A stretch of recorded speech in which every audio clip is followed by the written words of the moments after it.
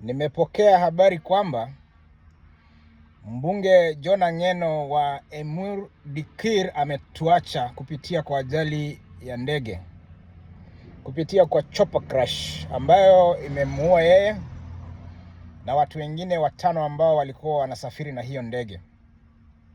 Ningependa kutoa pole zangu sana kwa familia yake na ya wale wengine walikuwa na yeye, na pia kwa wafuasi wa John Ang'eno na the constituents of Emur Dikir.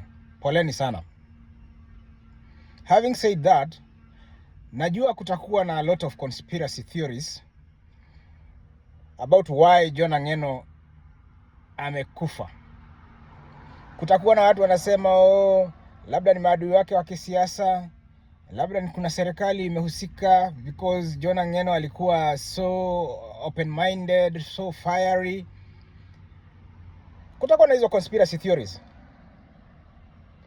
But let me tell you my reason why I think John Ang'eno died. John Ang'eno ameuawa na corruption. Let me explain.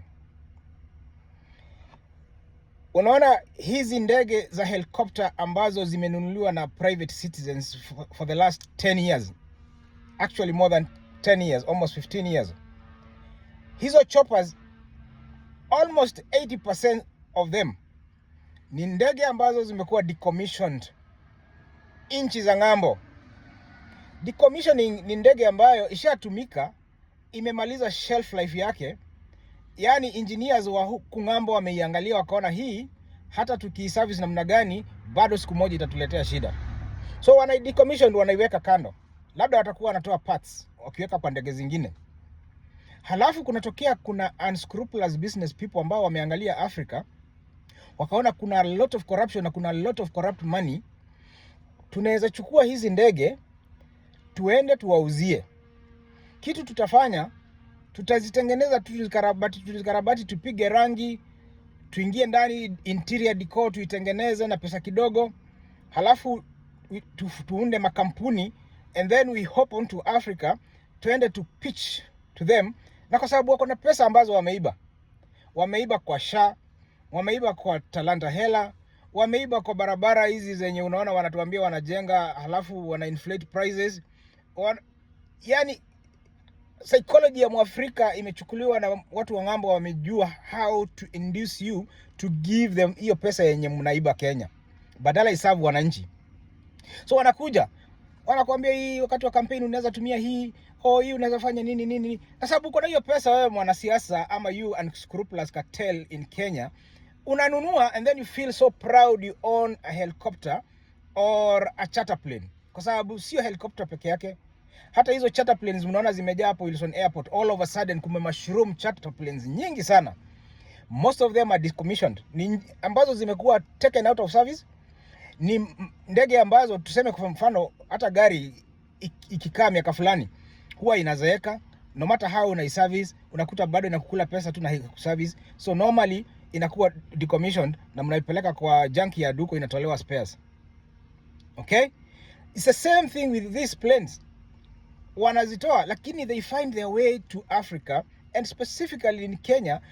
Watu ambao wananunua hizi machoppers na hizi charter planes ni wanasiasa na corrupt cartels ambao wako na pesa mingi sana. Pesa ambayo inastahili kununua madawa kwa shule, kwa hospitali. Pesa ambayo inastahili kupeleka capitation kwa shule. Pesa ambayo inastahili kuwa kwa kiti ya disaster response. Pesa ambayo inastahili kupelekea watu ambao wako na njaa sehemu kame. Mnaiba hizo pesa, na sababu ni nyingi, mnaenda pale Dubai, mnanunua majumba makubwa hapo in investment.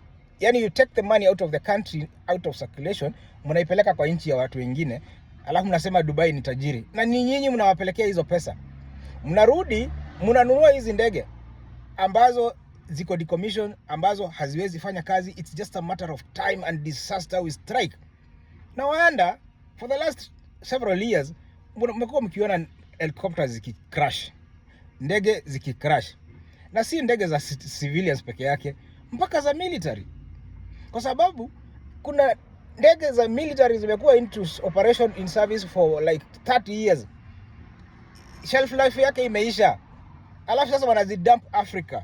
You know, Africa has become a dumping ground for obsolete technology.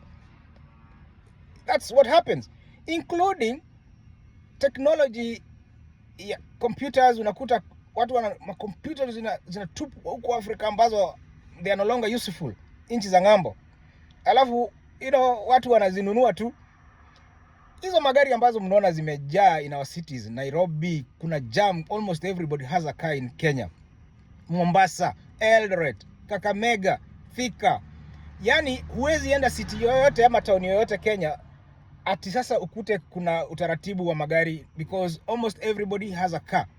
Na si ati ninasema kuwa na gari ni vibaya, but Kenya Bureau of Standards, corruption yenye imejaa hapo, mnakubalia tu junk products kuingia, na ndio zinaleta hizi maajali nyingi, accidents nyingi. Wanasiasa wa Kenya mmekataa kujenga barabara vile inastahili, mnatuibia hizo pesa, halafu mnasema after all mimi nitapanda ndege from point A to point B. Nitakimbia na helicopter from point A to point B. Na kwa sababu hiyo you will keep crashing. Mtakuwa mnatolewa huko juu by the hand of God, muna crash. I'm not celebrating the death of anybody, but I am just educating you the cost of corruption. It runs deep.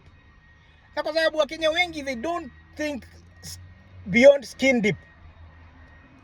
Most of you may not understand what I'm saying here. Some people will come here commenting about how maybe mbona mnaongea hivyo nini. I want you to think, because hii shida haitaisha saa hizi. Ati watu kuanguka na helicopter, kuanguka na hizi charter plane na ndege za military itaendelea. Don't blame it on bad weather. Blame it on corruption. Corruption ndio imeua John Ng'eno, na ndio itaendelea kuwa wanasiasa prominent, kwa sababu ndege ikishaamua nimechoka na tutaka kupumzika na iko kwa hewa, it will come down crashing. Okay? Hey, yani nilisema hii kitu about 1 year ago, and I didn't see like people seemed to understand what I'm saying. Africa, I am repeating, na Kenya ni moja nchi za Kiafrika, is a dumping ground for obsolete technology. Na kuna a lot of counterfeit products ambazo zinaingia Kenya courtesy of corruption. And these corrupt people wanakuwa protected by government agencies kwa sababu they are giving money for them to be allowed to sell their product in Kenya, in Africa. Ministry of Interior, ministries zote ambazo zinahusika na usalama wa wananchi, they have been compromised. Si tumeona watu wakipewa airports, passports ambao they are declared non-grantor in Kenya, but somehow wanaingia into the center of power and then wanapewa passports, na wanatumia nchi yetu kuendeleza uhalifu. Halafu inasemekana ni Mkenya ambaye anafanya uhalifu, na kumbe ni jamaa ametoka hapo Southern Sudan ama Sudan ama hata Zimbabwe huko ama hata Tanzania na Uganda. Yani when a government is so corrupt to the extent that it doesn't matter, it doesn't care, it just sells the soul of its citizens, ujue tuko pabaya kuliko jana. So wacheni hizo ati conspiracy theories hapo ati John Ng'eno ameuawa ati na mtu fulani ama na watu fulani. He has died as a result of corruption in Kenya. Period.